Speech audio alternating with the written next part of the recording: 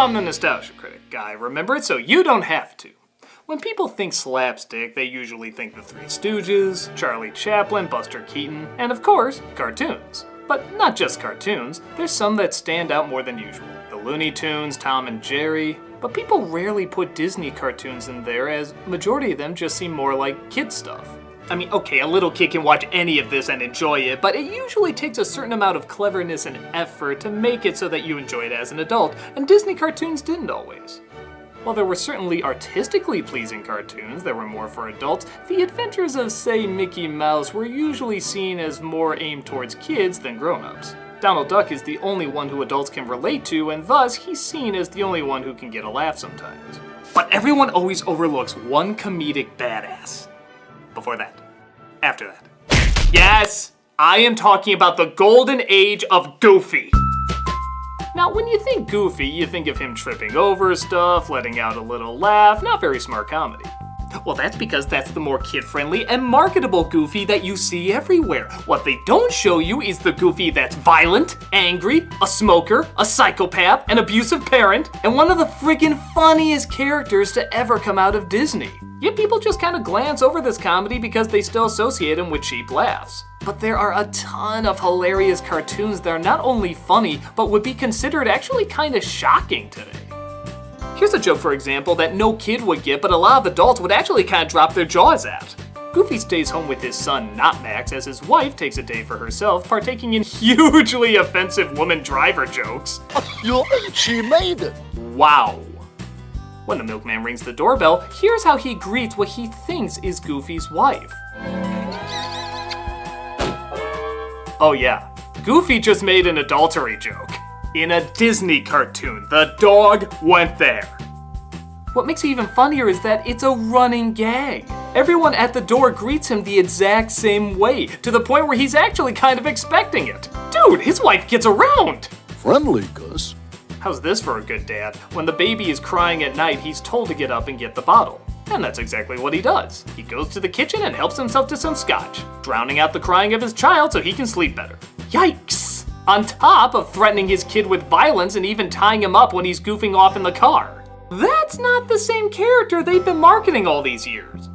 The reason he was portrayed like this is where Mickey was kind of a big-eyed innocent kid and Donald a spoiled angry kid, Goofy was supposed to be the everyman, as in adult. So the humor for a while represented the exaggerations of what a suburban adult male would experience. For example, road rage. There's an episode where he starts off totally normal, but when he gets behind a car, he becomes a complete psychopath, practically running over anyone who gets in his way. Watch where you're going, stupid!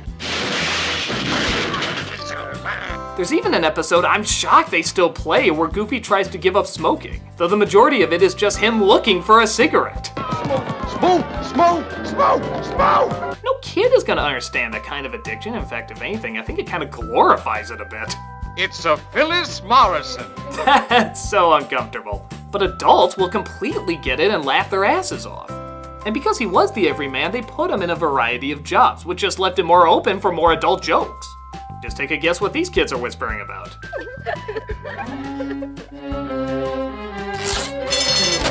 Disney! Even when he's a private eye, they really go far with some disturbing imagery you wouldn't see today on most kids' shows. But they're still incredibly funny, partly because they are so shocking. But if Goofy as the everyman is surprisingly kind of intense, you can always turn to him playing sports. Certainly that must be innocent, right? This is where you see him at his most violent. Most of us know the ones where he's alone and again messes up with a playful chuckle. And while those are well done, they're not nearly as in your face or as violent as the one where there's millions of him. You see, it got to a point where the slapstick with Goofy was so popular it made sense just to make a lot more of them.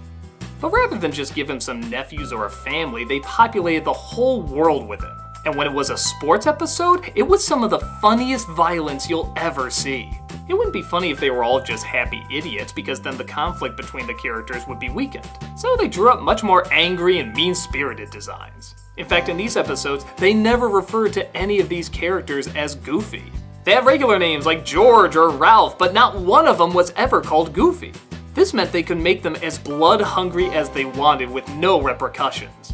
And that's exactly what they did. They mix that angry conflict with brilliant slapstick, hilarious expressions, and some of the funniest yells ever assembled.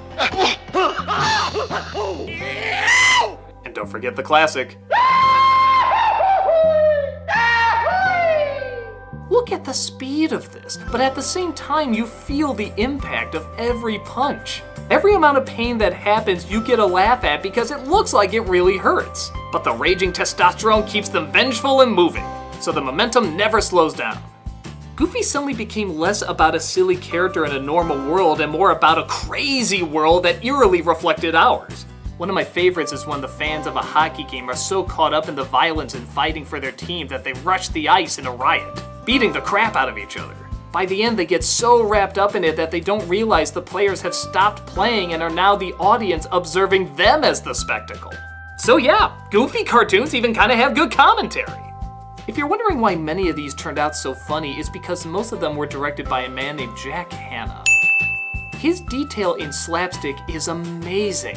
And if you watch it in slow-mo, you see just how well planned out the timing, the expressions, and the impact of every hit is. He also directed a lot of the Donald Duck cartoons. Again, usually the ones that had the most slapstick and even kind of a mean-spirited nature to them. While a lot of everyday people probably don't know him, he's created comedy just as on par as Hanna-Barbera, Tex Avery, and Chuck Jones. And in my opinion, is a comedic animation giant. The cartoons he's created are beyond hilarious, and they deserve to be seen by anyone who loves good comedy. There's a lot of collections out there, but probably the best one is the Complete Goofy, part of the Walt Disney Treasures collection.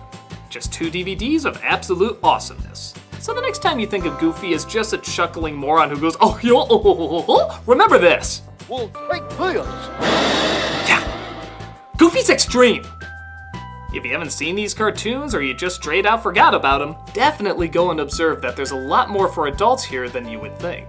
Go see the great animation, the great voice work, and the hilarious comedy that prove this character is much more than just a silly laugh.